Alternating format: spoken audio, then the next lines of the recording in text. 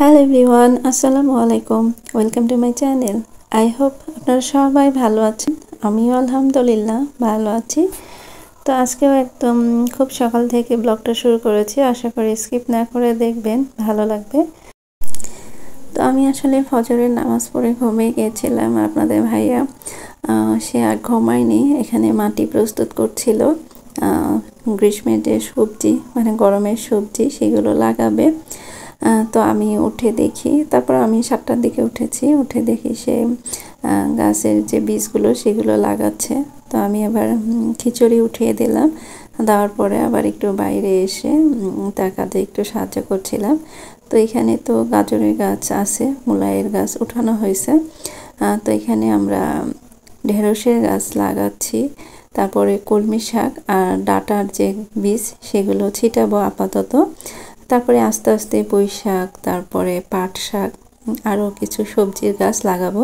2টা করলার গাছ লাগানো হয়েছে, বেগুনের গাছ মোটামুটি এখন একটু ভালো হয়েছে। তো যাই হোক, চাল কুমড়া, তারপরে মিষ্টি কুমড়া এগুলোর গাছও লাগাবো, তবে পর্যায়ক্রমে লাগাতে হবে আর কি। আর এখানে সকালের যে খিচুড়ি সেটা অফ ক্যামেরাতেই রান্না করে ফেলেছি। তারপর আমি খেয়ে নিলাম। ডিম পোস্ট করেছিলাম 3 জনের জন্য, 3টা, আর 2 টুকরা পেঁয়াজ আর একটু ঘি নিয়েছি। আর এখানে আবারও আমি আলু আর হাঁসের ডিম সেদ্ধ করছি। তো আসলে হাঁসের ডিম পেলে আমি ঝোল করার চেষ্টা করি, আমার কাছে ভালো লাগে। তো যেই ভাবি আগে ডিম চেঞ্জ করে নিয়েছিল, তো উনি আবারও ডিম চেঞ্জ করে নিয়েছে। মোট 10টা ডিম আর কি উনি এক্সচেঞ্জ করছে। তো ভাবলাম যে সেদ্ধ করে ঝোল করব আর শুটকি মাছ ভর্তা করব আজকে দুপুরের জন্য, এটাই। তো কিছু শুকনো মরিচ আনা ছিল, সেগুলো একটু রোদে দিলাম। রোদে দিলে দেখা যাবে যে বোটা ছাড়াতে ভালো হবে আর একটু মুচমুচে থাকবে। তো তারপর যখন আমি ডিম আলু সিদ্ধ দিয়েছিলাম তখনই বেশ কিছু পরিমাণ পেঁয়াজ কুচি করে নিয়েছি আর রসুন ছিলে নিয়েছি। যেহেতু শুটকি ভর্তা করব সেখানে রসুন বেশি করে দিলে ভালো লাগবে। আর এইভাবে পেঁয়াজ রসুন রাখলে অনেক কিন্তু সুবিধা হয়। তো যখনই কিন্তু আমি সময় পাই এভাবে পেঁয়াজ রসুন কাঁচামরিচ কেটে রাখি। আর এই পাশে দেখতে পাচ্ছেন যে টমেটো আর রাঁধুনি পাতা রেখেছি। আসলে সিদ্ধ আলুর তরকারিতে সেটা ঘাটি হোক বা ঝোল, রাঁধুনি পাতা দিলে বেশ ভালো লাগে। আর এই টমেটোগুলো ছোট, একদম দেশি, বেশ ভালোই টক। তো আমি রান্নার প্রস্তুতি নিচ্ছি আর আপনাদের কাছে সেই পুরনো রিকোয়েস্টটাই চেয়ে নিচ্ছি। আমার ভিডিও এখন পর্যন্ত যারা দেখছেন একটি লাইক দিতে ভুলে গিয়েছেন, প্লিজ একটি লাইক দিয়ে পুরো ভিডিওটি কন্টিনিউ করবেন। আর যারা অলরেডি আমার চ্যানেলটি সাবস্ক্রাইব করে আমার ভিডিওতে লাইক কমেন্ট করে আমাকে সাপোর্ট করে যাচ্ছেন, তাদেরকে অসংখ্য অসংখ্য ধন্যবাদ। আর যারা এখনও করেননি তাদের প্রতি আশা রাখছি আমার ভিডিওর কোথাও কোনো অংশ যদি ভালো লেগে যায় তাহলে আমার চ্যানেলটি সাবস্ক্রাইব করে আমার পাশেই থেকে যাবেন।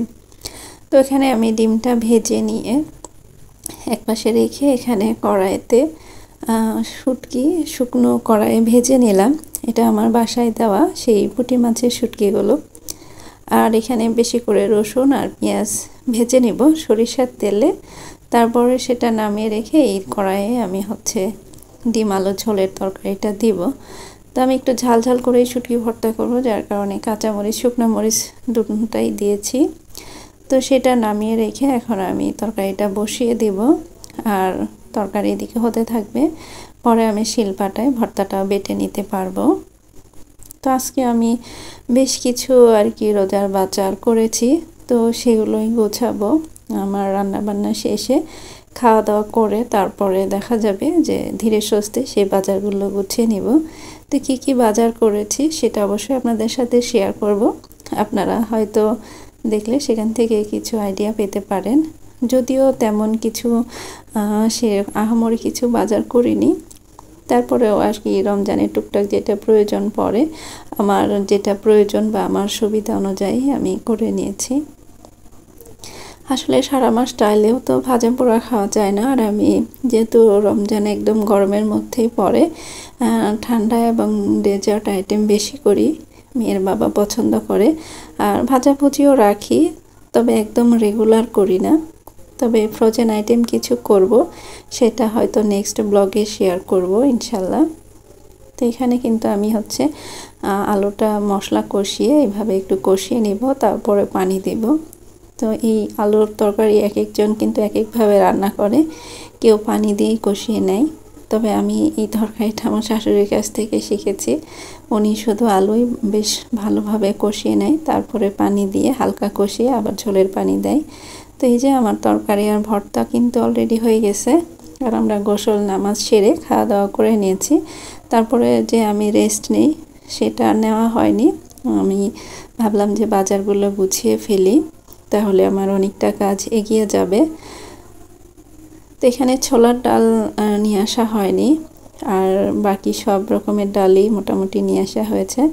তারপরে একটু লাচ্চা সেমাই, সুজি, চিনি, চা পাতা ছোটো প্যাকেট নিয়েছি, কারণ রোজার মাসে খুব একটা ওই রকম চা খাওয়া হবে না।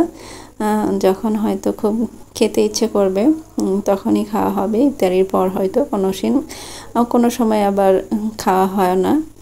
তো এখানে অনেক কিছুই আর কি আমি লিস্ট করে দিয়েছিলাম, যদিও সব কিছু নিয়ে আসেনি, বলল যে আবার রোজার আগে একদিন নিয়ে এসে দিবে।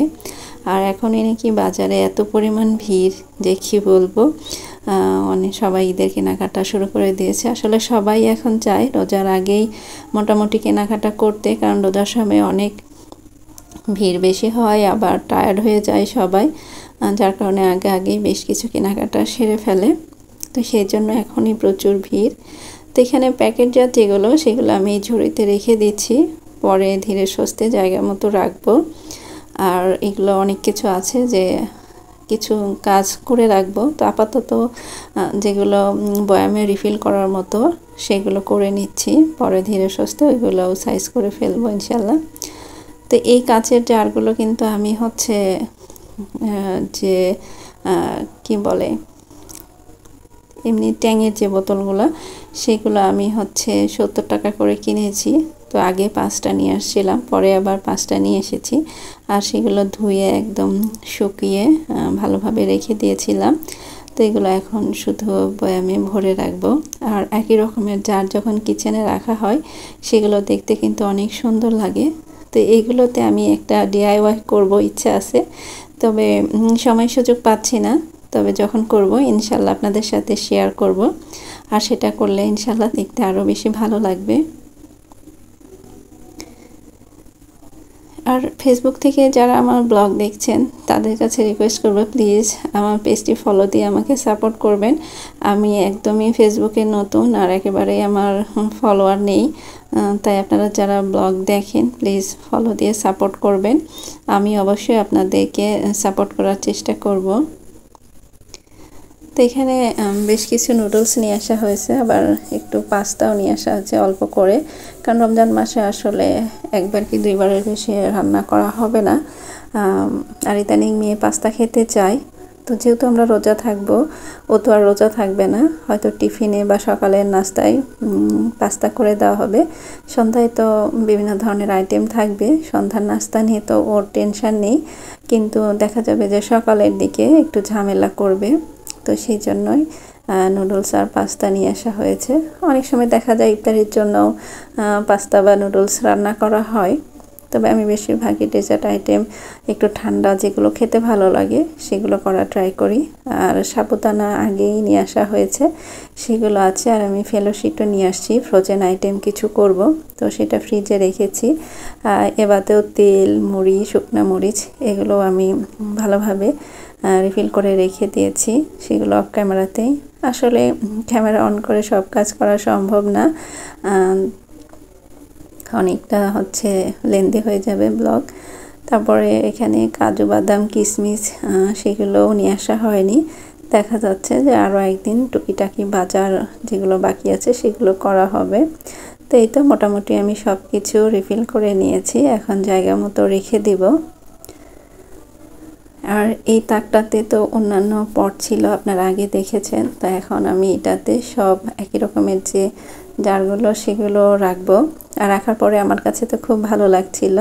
তো আপনারা কমেন্ট করে জানাবেন আপনাদের কাছে কেমন লাগছে আর কি একই রকমের এই জারগুলো। তো আস্তে আস্তে কিচেনের সব জারই আমি কাচের করে ফেলবো। একবারে তো কেনা সম্ভব না, একবারে কিনলে অনেক টাকার ব্যাপার, গায়ে লাগবে। তো এইভাবে আস্তে আস্তে 2-4টা করে কিনে কিনে সবগুলো করে ফেলবো। তো এরপরে একটু এর চেয়ে ছোটো সাইজের কিছু কিনবো। কিছু জিনিস থাকে যে একেবারে কম, আবার একটু বড় সাইজের কিনবো, সেগুলোও লাগে। তো সব মিলিয়ে আস্তে আস্তে কেনার ইচ্ছা আছে, দেখা যাক কতদূর কী করতে পারি। আর আমার সিঙ্কের উপরে একটা মেটালের র্যাক লাগানোর ইচ্ছা আছে, কিন্তু হচ্ছে না, লাগিয়ে ফেলবো কোনো এক সময়। তো এখানকার বাকি জারগুলো আমি ওভেন ক্যাবিনেটের উপরে রেখেছি আপাতত। তো আজকের ব্লগটা এখানেই শেষ করছি। সবাই ভালো থাকবেন, সুস্থ থাকবেন। আল্লাহ হাফিজ, আসসালামু আলাইকুম।